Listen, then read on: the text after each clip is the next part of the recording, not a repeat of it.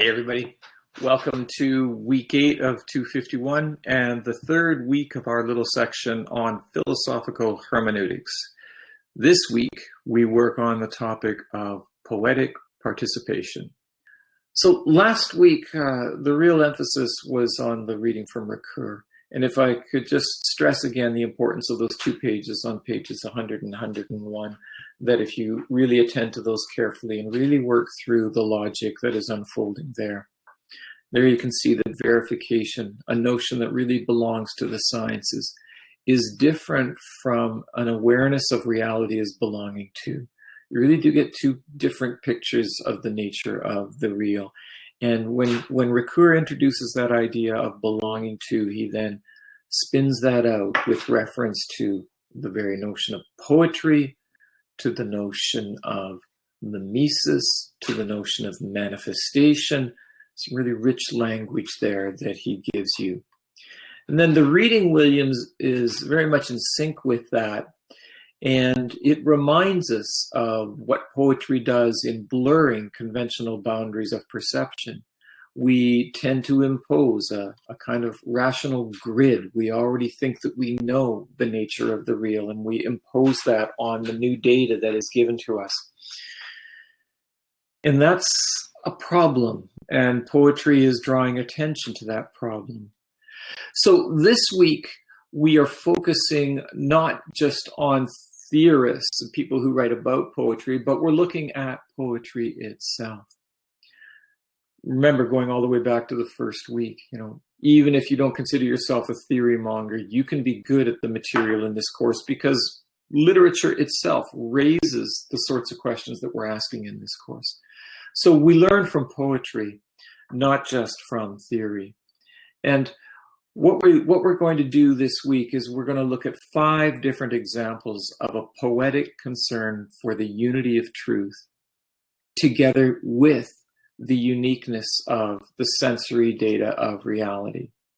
Now, when I say 5 examples of a poetic concern, there are going to be 4 examples from poetry as we think of poetry. And the 5th one is going to be a little video that's about the marriage of Kate and William. So how is that poetic? Well, remember Ricoeur's definition of the poetic from last week. You can apply that one to the 5th example. You can think of a spectacle like a very public wedding as a form of the poetic, which is something that's kind of interesting to think about. The other 4 are going to come from just 4 different poems, a couple of them very contemporary, a couple of them older, one from George Herbert and one a little section of poetry from Dante's Divine Comedy.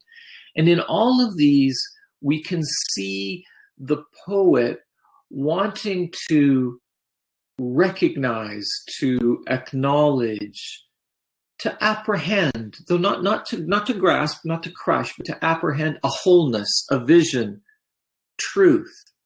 Not just a truth, not just a private truth, not just subjective truth, but truth, reality, a vision of the whole.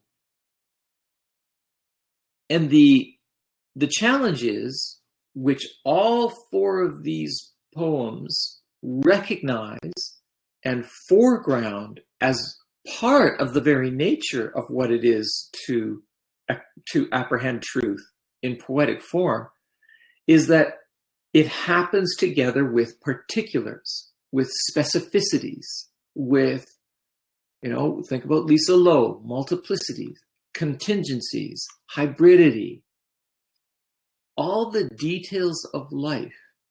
This is where we find the fullness of reality. Now, that's a paradox. And that's a paradox that some poets really revel in. So I'm just giving you 4 examples of that, and we can see it working itself out in different contexts. So pay attention both to the particular, the unique, the sensory, and think of it together with beauty, artistry, wholeness, and the task of the poet.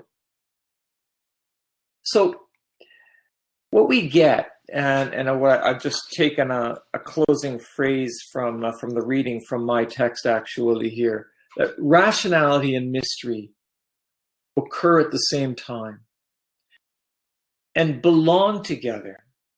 And this again is quite different from the modern assumption that to be rational, first of all, we assume that rationality is a term that is, should make us think in scientific ways, rigid ways, looking for proof, looking for verification, at least the exercise of judgment.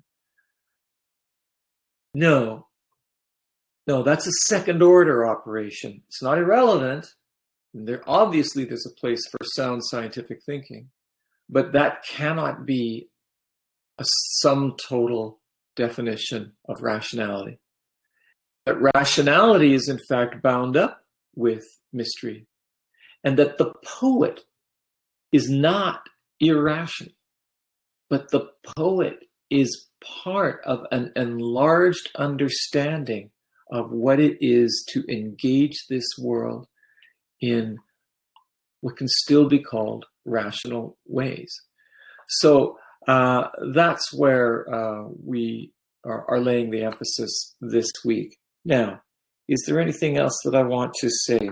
Yes, just one other thing, I suppose, and that is the word participation that belongs to this, that we belong to the real, we participate in the real. And so the very nature of the real is participatory. Try not to reduce this word to the common, ordinary sense of, oh, I participated in that activity last week. Oh, yes, I participated in that process of evaluation. No, you want to try to capture the sense that this is the nature of the real.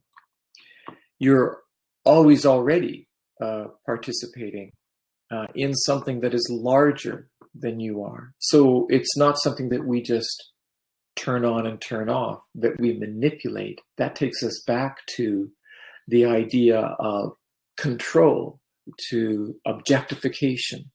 And while there's a place for that, it falls short of a satisfactory description of the nature of the real.